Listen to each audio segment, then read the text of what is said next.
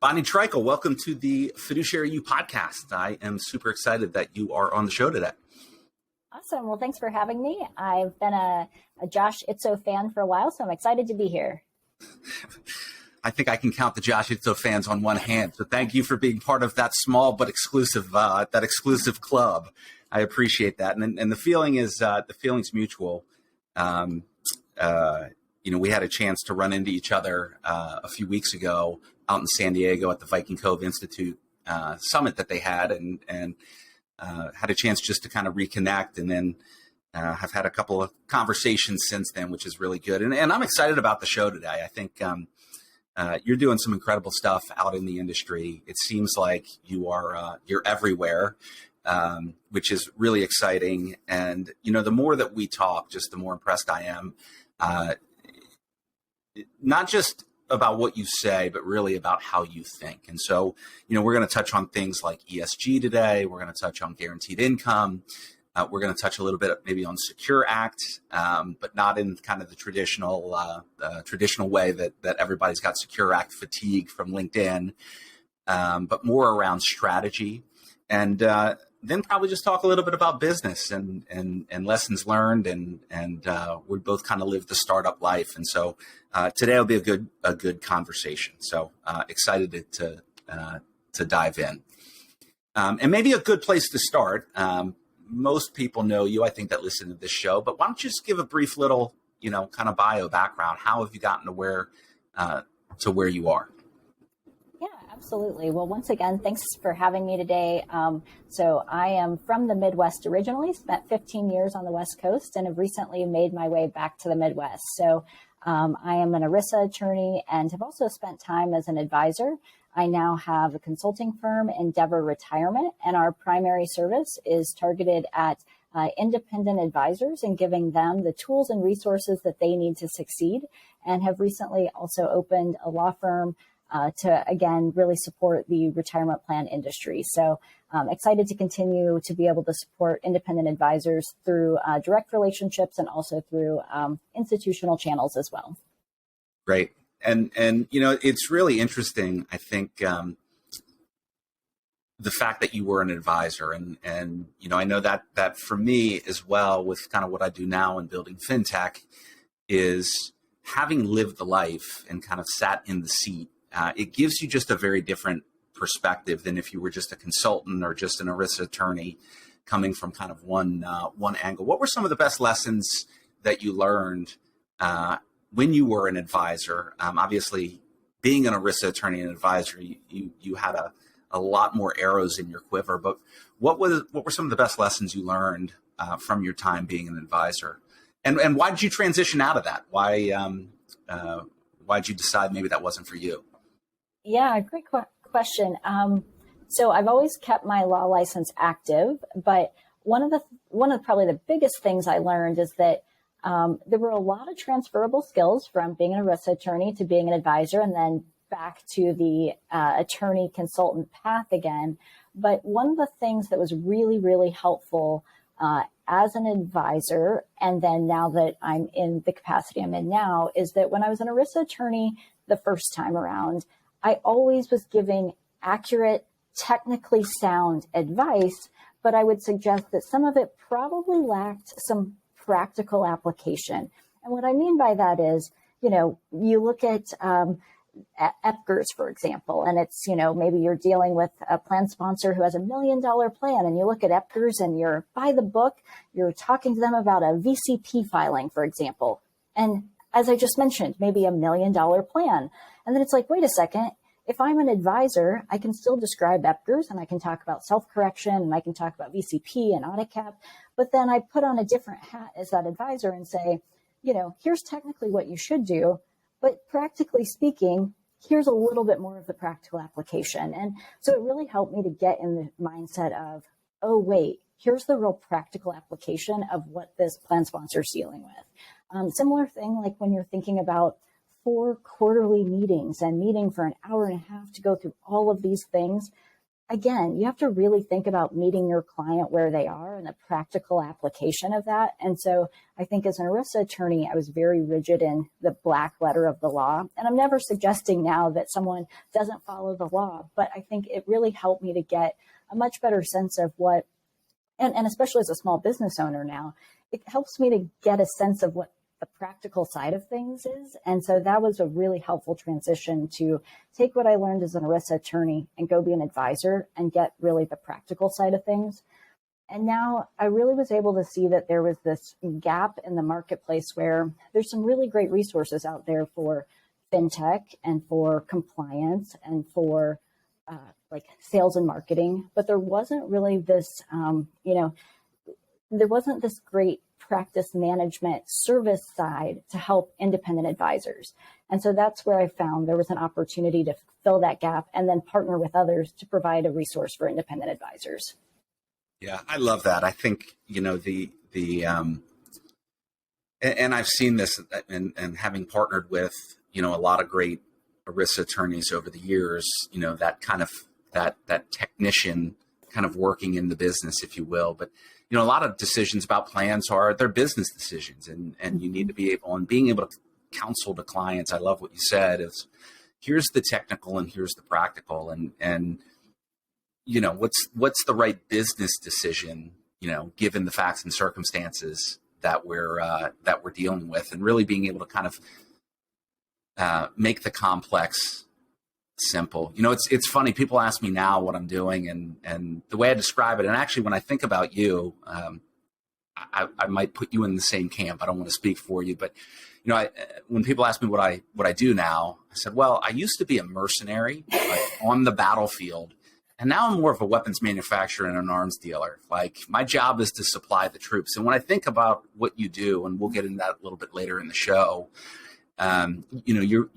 you do some really awesome things for advisors in that independent advisor channel to really kind of supply them, to give them better weapons, if you will. It's their job to go out and kind of use those weapons on the battlefield. But I kind of see you in the same light as me. I do it from fintech, you do it from consulting and from content. But I do think probably for both of us, having lived the life of an advisor, it just gives you a much broader perspective that you can draw insights from. And every time we've talked, I've kind of noticed that about you. So let's talk about a few topics. Let's start maybe with ESG, because I'd love to get kind of your perspectives. And I think the audience would get a lot of value from that. Obviously, ESG is something that's really, really timely.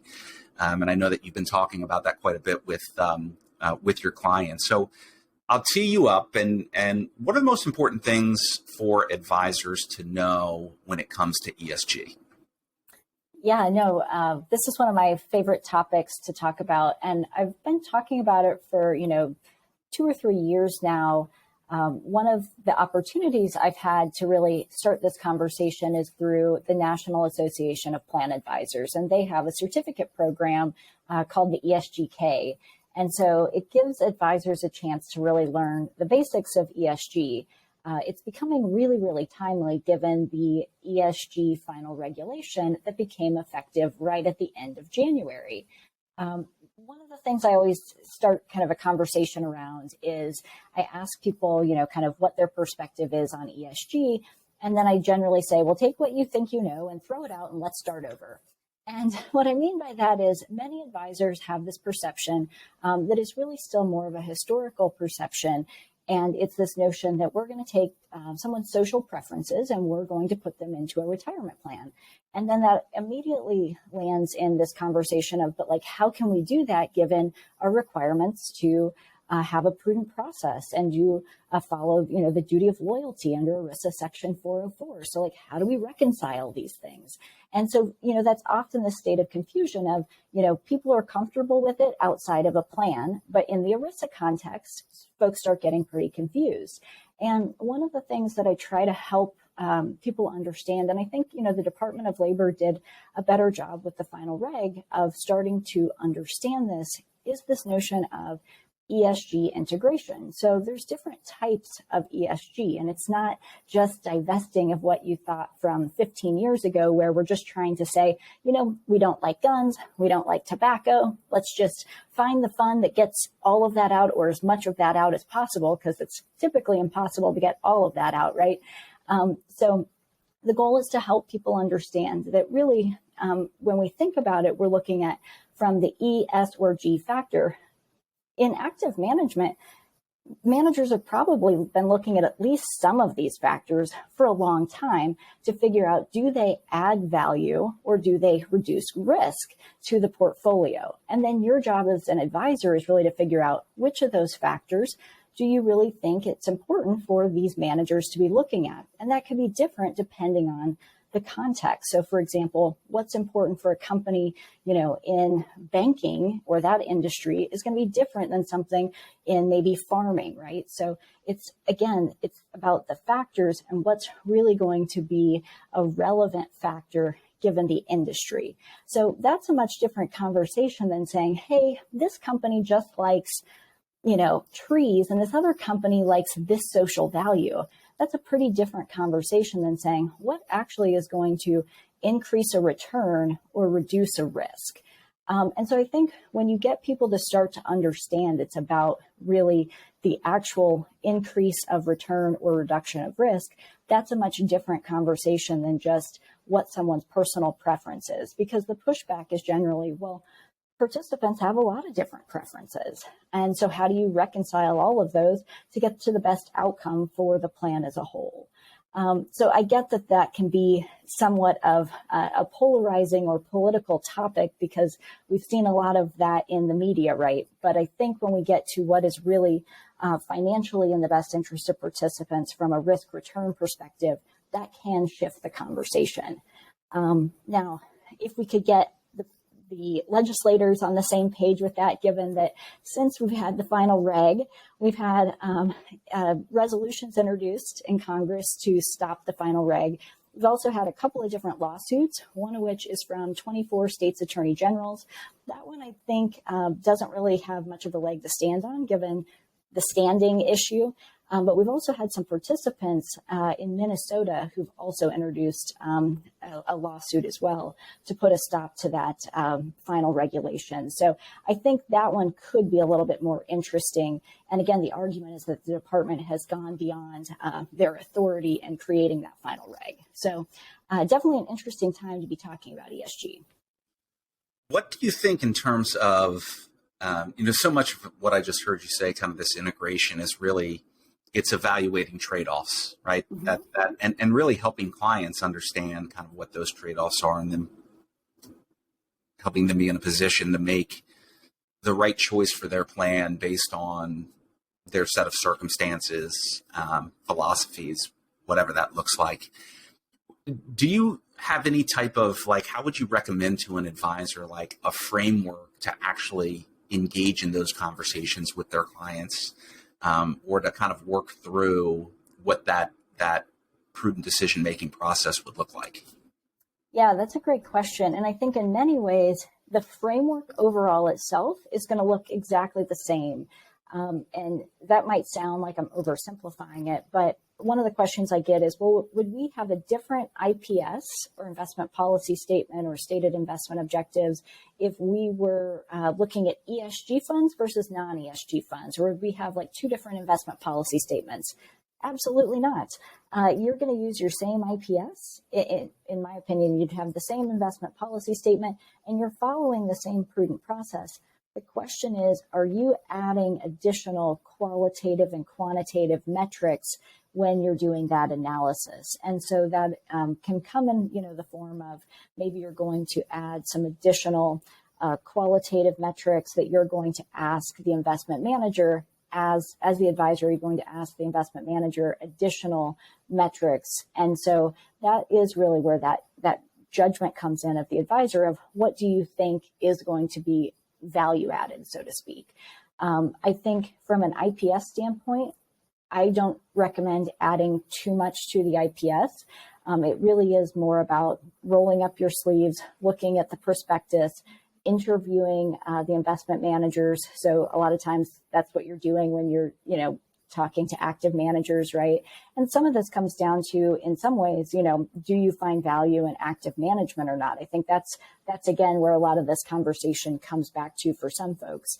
But I think it's keeping with the same framework and then figuring out, do you think that these criteria can add return or reduce risk? And what does that look like to you in terms of adding some of these E, S, or G criteria to your qualitative and quantitative metrics? And there's becoming some tools out there. I do think in many ways, some of the tools and reporting is still catching up with the industry, so to speak. So I think that that's going to continue to evolve. But it's getting better, but there's still room for improvement. Right. Yeah, I think, lots of advisors kind of use the off-the-shelf tools, kind of the formulaic, whether it's a scorecard or a scoring system or whatnot, which is more quantitative probably than kind of the qualitative, the qualitative piece. I think advisors, my recommendation would be, I still think that ESG is, in many cases, it's going to be the exception for clients, not the rule.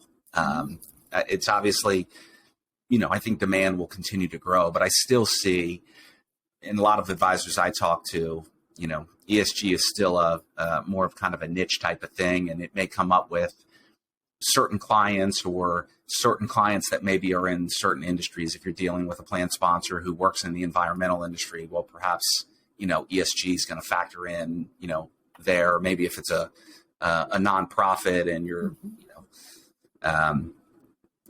running their retirement plan, that may factor in. I think what's smart for advisors, a lot of times, the way that you scale is through systems and structures. And so, it doesn't need to be this, ESG doesn't necessarily need to be this kind of like Chinese buffet, buffet, this huge menu, like figure out and try to build kind of your models. Like what's my non-ESG kind of, preferred kind of model of a fund lineup, and what's my, when ESG is kind of factored in. And I think what that will help you to do is you don't then necessarily need to, I don't want to boil it down to the kind of just the Henry Ford, hey, you can have any ESG fund you want as long as it's this one, but trying to limit, I see a lot of advisors, the way I know we did it with our own firm is, a long time ago, we said, look, we're not going to try to have hundreds and hundreds and hundreds of funds,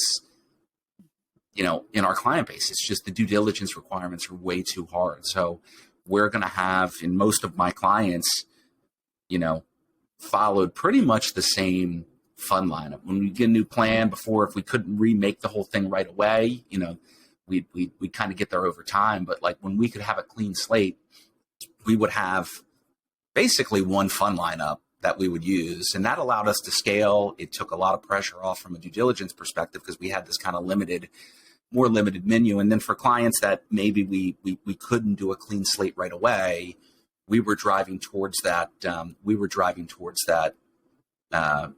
Over time. And I think the same approach could apply to ESG as well. I couldn't agree with you more. I mean, the goal, you shouldn't be, I think where advisors get off track is they say, well, so-and-so has this social cause. They want to then bring that to the investment side of the house for the plan. And that's what this is not about, right? So it's about coming up with, you have this investment policy statement, and if that can meet the social causes of the plan, then that's great. But we still have to lead with the financial side of things. And so I think where advisors can make that, kind of here's our ESG focused side of things, and the advisor believes that these things add value, then that's great. They can take that to the other side, but always coming back with, this social cause or this environmental cause, and doing that for each plan that dictates something. I don't think that's scalable for the advisor, and I don't think it's in the spirit of doing what's in the best financial interest of the participants, which is what, again, I think we talked about this a little bit. This isn't, it is coined as an ESG regulation, but it applies to all investment responsibilities under ERISA Section 404. So it's about your investment responsibilities overall, not just doing something just for ESG. Right. That can't rise above the prudent process. Yep. Okay. I think that's a really kind of helpful perspective. Let's maybe transition, talk about guaranteed income. Obviously that is, and it's interesting just in the industry, and the industry gets fired up about things, and it always takes a lot more time for integration to take place. Mm-hmm. I think even about automatic features, right? Automatic features, when the Pension Protection Act came out, that kind of greenlit auto features, there was an adoption process that took time. I mean, it was really and not just a 6 month or an 12 month or an 18 month. Like, there was a kind of a long runway. And I think the same thing around ESG. I think the same thing around guaranteed income as well. And I know that you and my good friend John Faustino and I think Wade Fowle, there's this, I think it's called ERISA. And maybe you talk.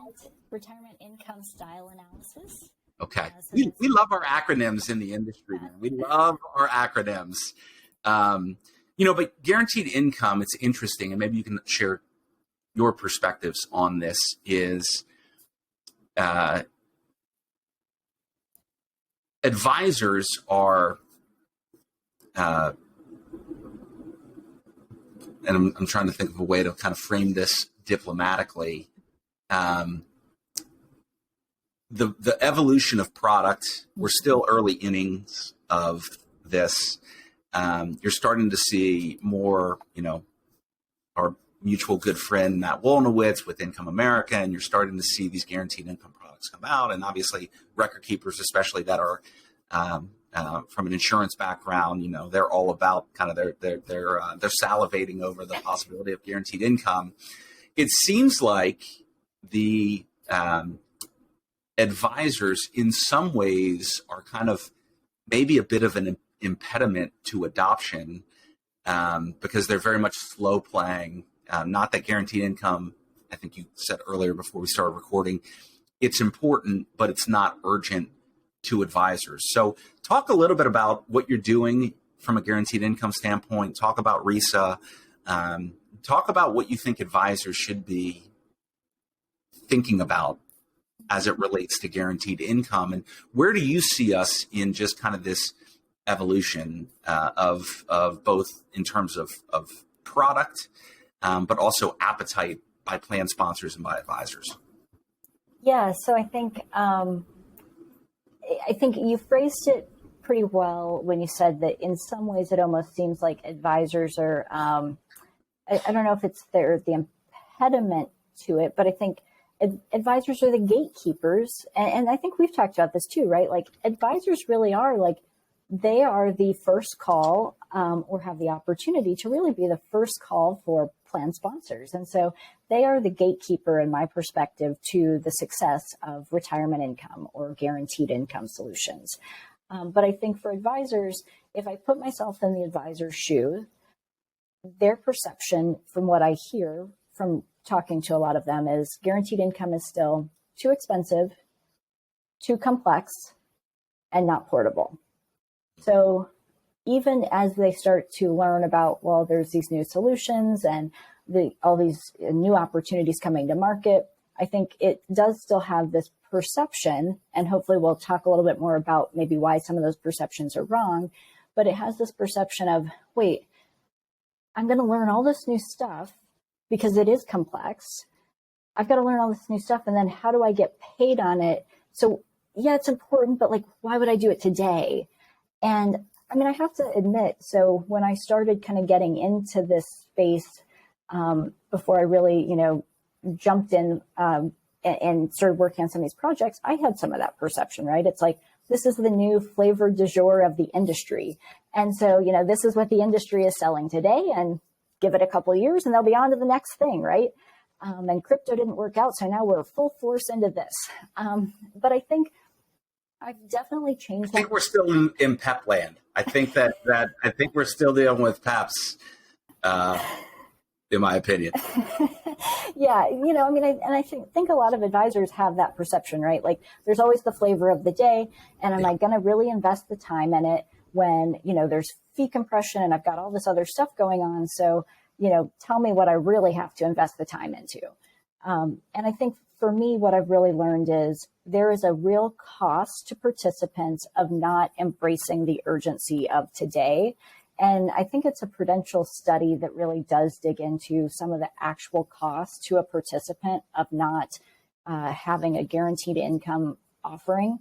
And I wish I had that data handy, but there is a cost to participants of waiting, a certain amount of time to actually provide a guaranteed income solution.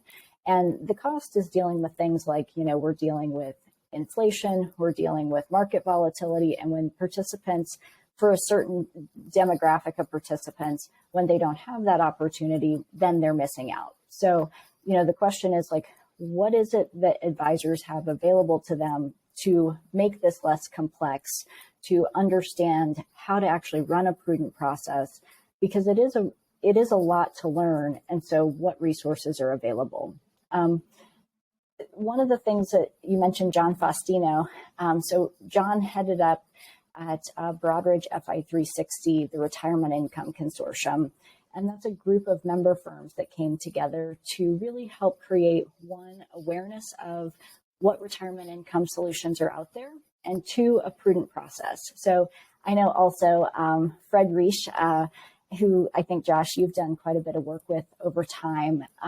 Fred was one of them who vetted the framework for prudent selection and monitoring of retirement income solutions. And that was a project that Blaine Aiken and myself and John worked on to really help create a process for advisors to go through to figure out, how do I actually vet these solutions? Because there's guaranteed solutions, there's non-guaranteed solutions, there's these managed payout options.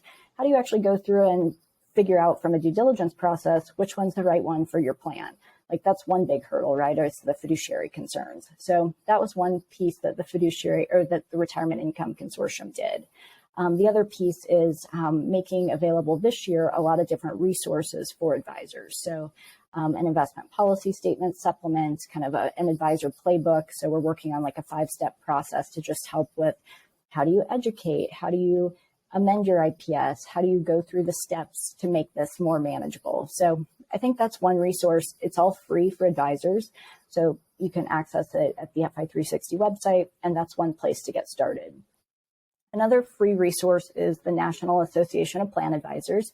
They'll have a certificate program where you can go through a series of modules, take your certificate, and then hopefully be able to learn about, like, again, what is the language? What's a prudent process? How do I start to review these solutions? And how do I talk to plan sponsors and participants about them? What's the acronym they came up with for that certificate? Have they come up with an acronym yet? Good question. I'm the subject matter expert to write that. Okay. I did see an acronym, and it was not a good acronym. Okay. All right. I think it was RIP. Retirement Income Program. That's awful. No, tell them they can't do that. I mean, when you connotate death with guaranteed income, you're talking about the death of guaranteed income. Like, that's off. No, they can't do that. I don't think that's been published. So okay. Sure there's a great acronym coming that advisors are going to love. So there will be a certificate program with an awesome acronym coming soon. Got it. All right. Get on that. So that's an educational opportunity. But I think, getting back to like, okay, why do we even need these solutions? Who do they apply to? Do they take away from wealth management business? And are they actually ever going to be portable? I think those are all things that are percolating. It's like, okay, great. You told me there's education. You told me that, I'm going to have a prudent process for this, but like, still, why should I do this? I think those are all questions that I hear. One of the things that I talk to folks about is that, retirement income solutions or guaranteed solutions, they aren't for everyone, right? So it's thinking through, who do they really apply to? When you look at the demographics of a plan, the person who has $2 million in their account at the end, they're still going to go work with a wealth management advisor, right? I think we could probably all agree on that. The person who doesn't have savings of, more than 60, 70,000, they have a savings problem. So a retirement income solution, that's probably not going to save them either. It's making sure that, for those folks who are probably, getting up to 150, 200,000 to $1 million, who may never have access to a wealth management advisor, these in-plan solutions, they do have, especially given the new technology and the new solutions coming to market, they are substantially cheaper than annuities in the retail market, right? So that's a really good opportunity for some folks who will never have the chance to go and work with someone outside of the plan. You're also seeing for plan sponsors, they're liking these options to have it stay in plan and be able to keep that money in plan, as opposed to, people rolling out immediately and buying an annuity outside of the plan. We could talk about that's been a real change in just trend. I think over the past 5 years, and I know T. Rowe Price has done some really good research around this as well, is certainly in larger plans. I mean, I think that the strategy for many years was, hey, when somebody separates from service, like, let's get their money out of the plan. But you've seen, especially these larger companies now, these larger plan sponsors, that there is an appetite now. How do we keep plans? How would we keep assets in plan? Obviously, record keepers are very interested in that. I do think the portability and the concerns about lock-in are very, very real. And I think if I was still an advisor, one of the things you talked about is, and one of my philosophies was, I never wanted my clients to hear about something new from somebody else. Like, I wanted to be the one that was kind of initiating that conversation, even if it was just education. Like, let's put this on the radar. I would have probably slow played it myself, just because I think the product, I think there's still some sticky wickets in some cases. I think it's getting better. But it would have been about education first. Let's have this dialogue. Let's have this conversation. Let's make our clients aware of what's happening as it relates to guaranteed income. And really what you talked about was the complexity is, and I know, Glenn at American Century's done, they have their income blueprint, which, is a good tool. But really, what's the decision framework, right? Because there's a lot of different types of products, and they all have their complexities. Most advisors, insurance is super complex. And helping clients understand the landscape, the marketplace, the evolution, right? Initiating that dialogue. Let's educate and let's talk about. And then let's figure out appetite. Is this something that we want to pursue? And if so, what's the framework that we walk through to think through? Because it's all about trade-off management, right? There's certain solutions and certain types of products that might be a fit or may not be a fit based on, preferences of the plan sponsor.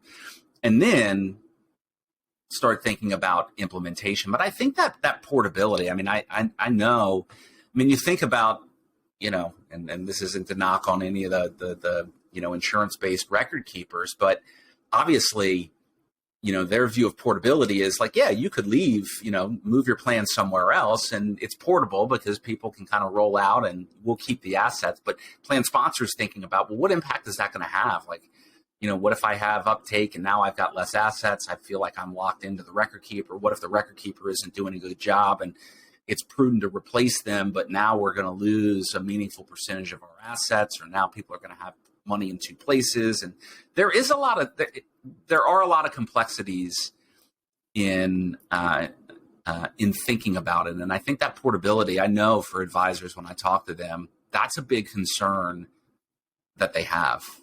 What are your thoughts on that? The portability, I think, first and foremost, trade-off management. I love that kind of phrase that you just used, because you're exactly right. I always talk about, managing the risks and which solutions can address the risks of the plan and its participants. But I love the term you use, trade-off management, because that's exactly what it is. When we think about the portability issue, you're exactly right. As we sit here today, it would be disingenuous if I said there's not an issue with portability. there's still absolutely a portability issue. But I think that I anticipate when it starts to change, it's going to change really fast. And what I mean by that is through technology and these middleware companies, we're going to see the portability change. I think it's going to be, I'm not going to say overnight, but like all of a sudden it's going to change because we have, I'm going to say like a handful or less of these middleware companies that are basically creating the plumbing or the piping so that these solutions can be on more than one platform. And so today it's like you're stuck with that proprietary option. And so that creates a lot of concern. And there hasn't been, up until recently, a lot of incentive to really change that at all. And it's kind of been this chicken or egg, like, well, if there's not demand, we're not going to build it. If we're not going to build it, if there's not demand, and who's going to pay for it? Is the record keeper going to pay for it, or is the solution provider going to pay for it? And so there's just been this lack of kind of incentive in this chicken or egg situation. But I do think there's been enough of this building momentum where all of a sudden it's going to change. And so, Josh, I like your idea, which is really, it's thinking about this more longer term, and even if you're slow playing it, starting that educational track of introducing the concept to your plan sponsor because you don't want them to hear about it from someone else. And so just one, getting educated yourself, and then two, starting to educate the plan sponsor. You might not be implementing anything for a year or two, maybe 3, but you've got to at least kind of start that journey. Right. No, I think that's great. And just briefly, ERISA, what is ERISA? So ERISA is actually, today, it's an out-of-plan solution. So it's not, it's basically an assessment that an individual would go and take to figure out which annuity matches with their style analysis. So I would go in and take an assessment to figure out what is it that I need based on my individual needs. And so it's meant for really an out-of-plan experience, but there's some really nice work being done to figure out, well, how does that actually, or how can that apply to an in-plan experience? Because when we think about it, there could be a couple of really interesting applications for, let's think about the needs of the plan and its participants. And today we know, as we were just talking about, really, you only have one solution. You're only going to have one solution in the plan if you add an in-plan option. But if you think maybe 5 years out, I could anticipate that you might have 2 or 3 solutions available to a plan, right? So then how would a participant determine which option's right for them? Or maybe if you were thinking in terms of like a managed account and some of the ways to gauge what the right allocation might be, maybe there's some good application there. So ERISA is a way of basically assessing for an individual what the right annuity is for them. But there's work being done to see, like, in some ways, how can we retrofit this to evaluate at a plan level? Yeah. Okay. Very, very, very helpful. And for anybody listening, Wade Fowle is just a fantastic kind of expert on, guaranteed income, annuities, call it whatever you will, has done tremendous kind of research and is definitely an authority, there as well. So check out some of the stuff that he's done over the years. Let's briefly talk about, I think we all have Secure Act 2.0 fatigue.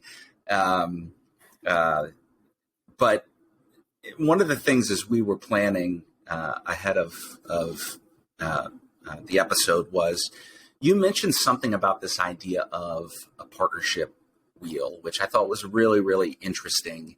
And so we're not going to talk about the technicalities of Secure Act 2.0, but more from like an implementation framework and this idea of aligning with the right partners. So maybe talk about kind of your kind of philosophy as far as that goes, and what advisors should really be thinking about, not from maybe the technical perspective, but more from the strategic.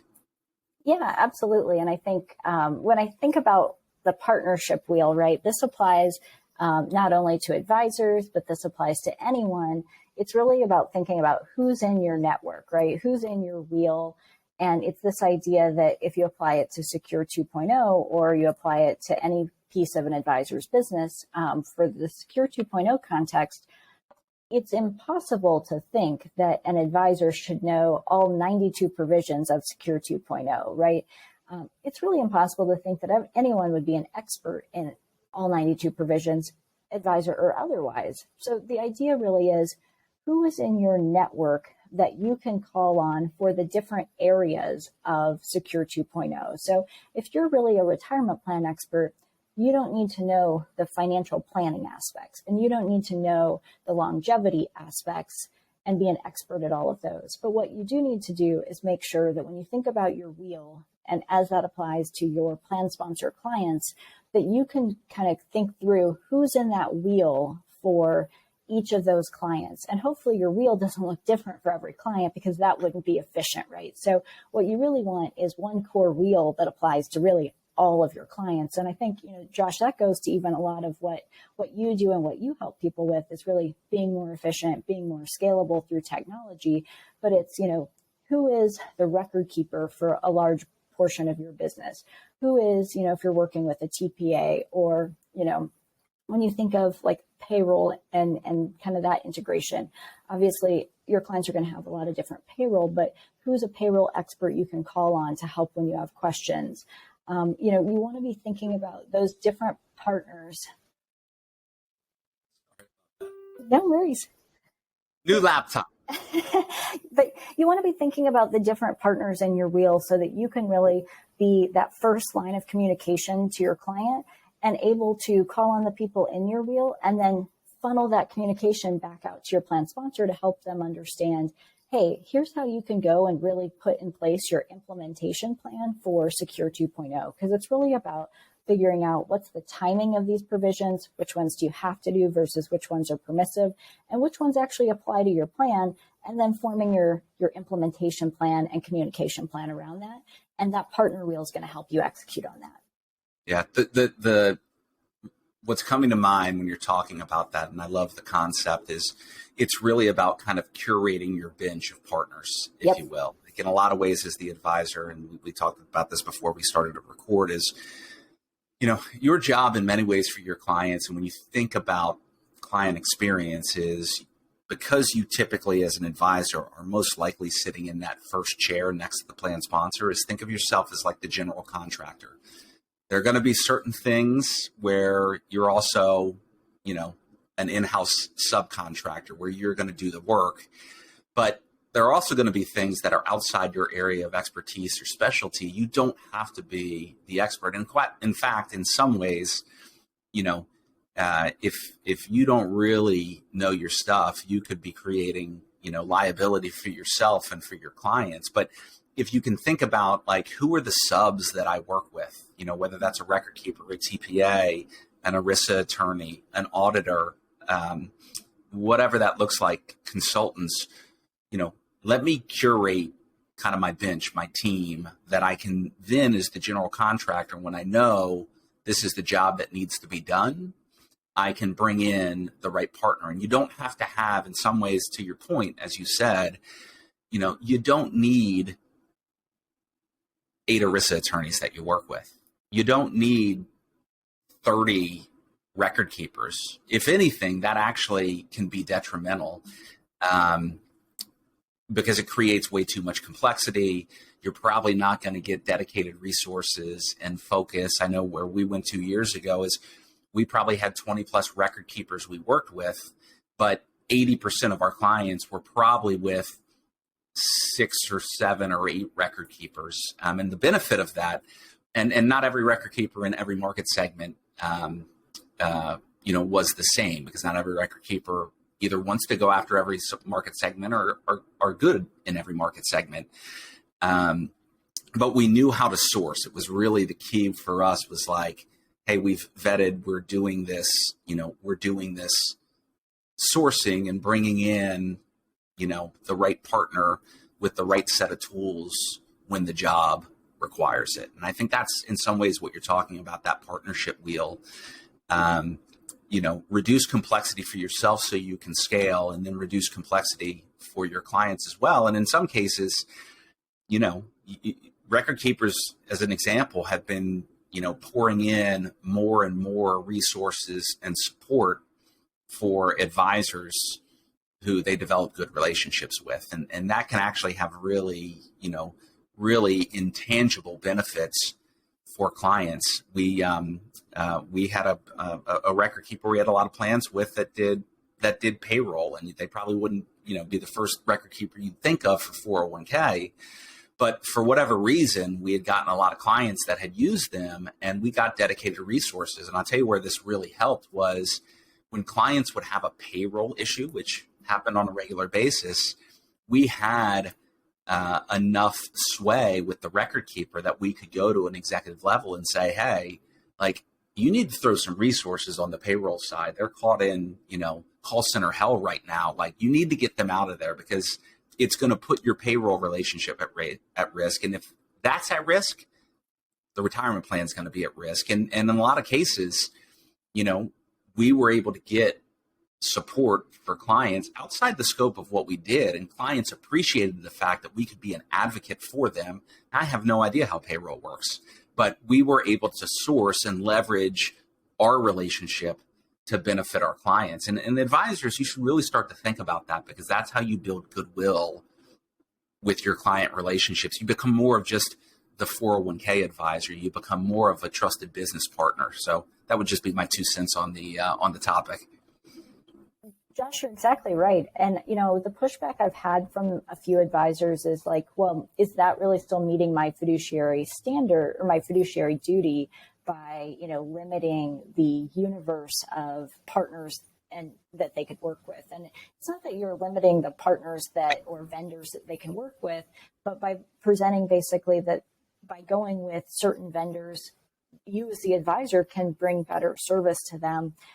They can still work with other folks, but this is the benefit of working with vendor A, B, and C because of these things. To your point, you can get better client service, which is a benefit for the client. And you can really develop trusted relationships between, advisor and provider partner, right? Which can lead to better referral networks back and forth. And so it really just can be good both for the client and for the advisor. And not to mention, it just helps you to scale your business, which means you'll be more effective both for the client and for other clients. Absolutely. And we worked with we were agnostic around record keeper. We never went into a new engagement. It was like, hey, unless the client, quite frankly, was like, this relationship is so broken, it's never recovering, and we need to move this plan.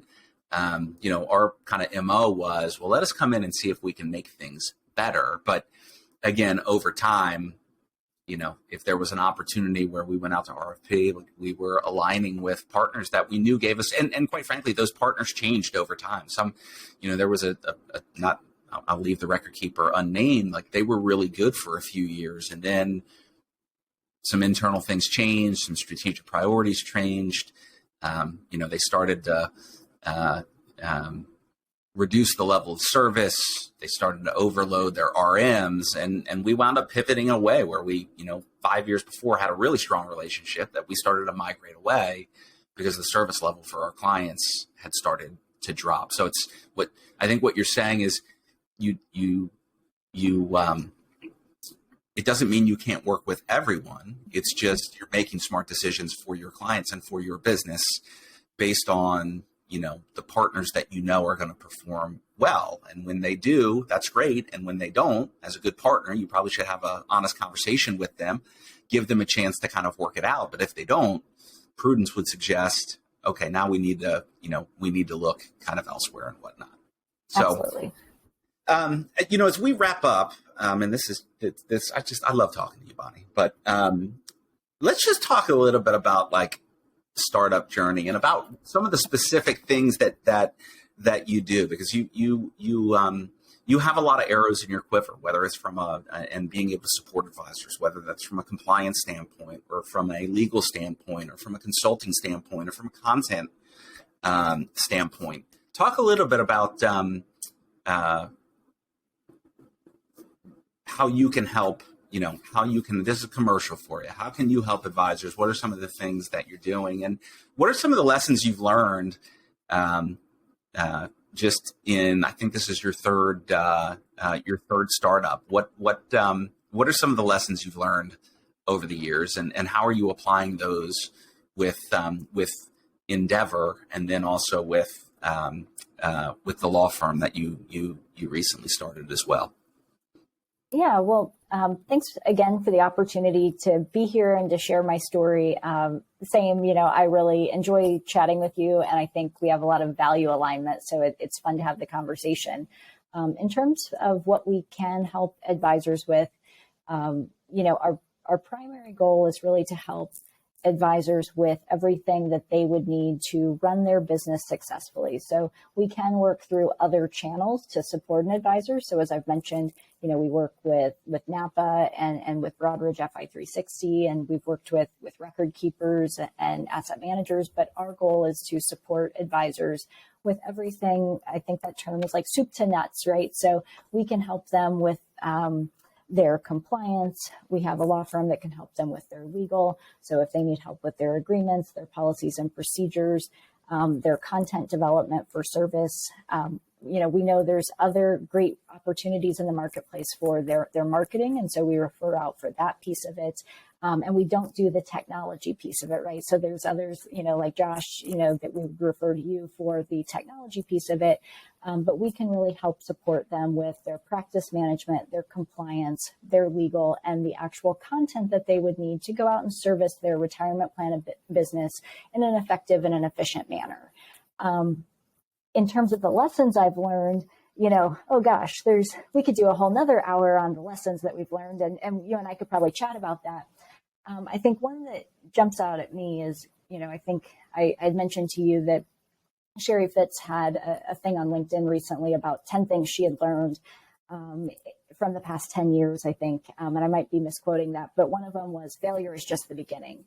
And I think, that's been something really hard for me to grapple with, as you're mentioning, the idea of, this is my third startup company. And so when you look at that, it's like, those failures are hard, but at the same time, they're really all just on that path to like tweaking and getting it right along the way. And so I think this has been a good opportunity to look at where is really my place in the market to, going back to what you said earlier in the conversation about, my job is to arm advisors with what they need to go out and service their clients. And that is really where I feel like I've found my fit in the marketplace. So it's getting okay with those failures and then using them to really take that next step. And that's been a really helpful thing for me to learn as I've transitioned into this business.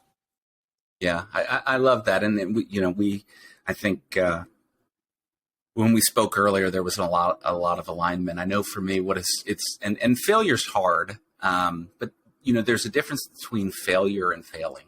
I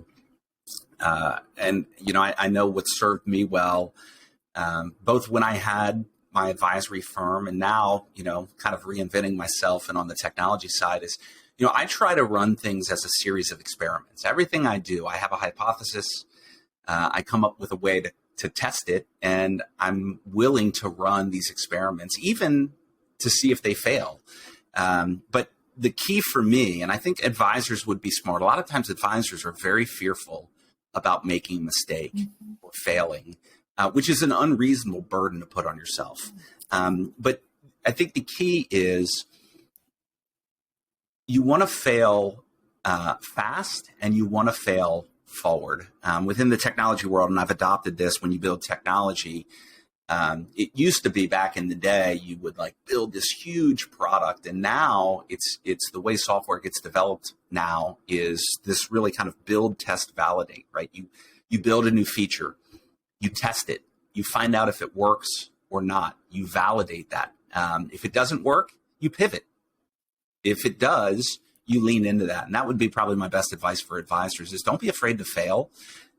Give both yourself and people on your team permission to fail, but make sure that when you're failing forward, right? You're not going backwards, and make sure that you fail quickly, that you fail fast, and that you take those lessons, like Bonnie, like you said, that you take those lessons and you apply them, in kind of your next endeavor. There's a great quote by Thomas Watson, who was CEO of IBM, I think in the 40s, maybe the 30s. IBM Watson's named after him. And I carry this quote around. He said that if you want to double your rate of success, the key is to double your rate of failure. Failure is not something to fear. It's something to embrace and just make sure that you're learning from that and then you're applying those lessons as you move forward. So I think you and I are very aligned in that. And, the startup journey it's scary at times and it's exhilarating. It's exhilarating at times.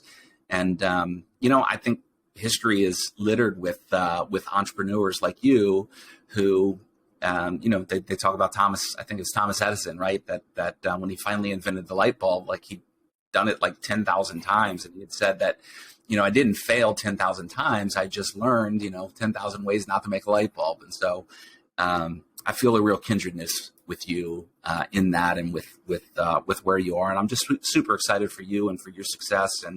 And as we look for ways potentially to partner as well, because I think there's tremendous value that you can bring to advisors and certainly advisors that I have the privilege of supporting. So anyways, any closing thoughts? What would be your best piece of advice to advisors that are listening? Yeah, great question. So I think, in closing, I would say, first and foremost, thank you so much for having me. As you mentioned, I really feel like, there's this just kindred spirit between us. And so I'm just really feeling a sense of gratitude for being able to have the conversation today. But in terms of closing advice or comments for listeners, we talked about this briefly before we hopped on and we didn't have time to dig into it, but there's this thing going around LinkedIn right now about the way to do marketing. And there's this kind of like, no, you've got to do cold calling. No, you've got to create content. And I think my parting words would just be like, find your fit and do what makes you happy, what brings you joy. And by just doing what makes you happy and brings you joy, the success will follow. And success can take a lot of different forms or shapes, but, it's your success. So just do what works for you. Wise words. Well, Bonnie, this has been a treat. I've enjoyed it. I think listeners are going to glean a lot of insights from you. So thanks so much for being on the show. And this was awesome. I'm grateful as well.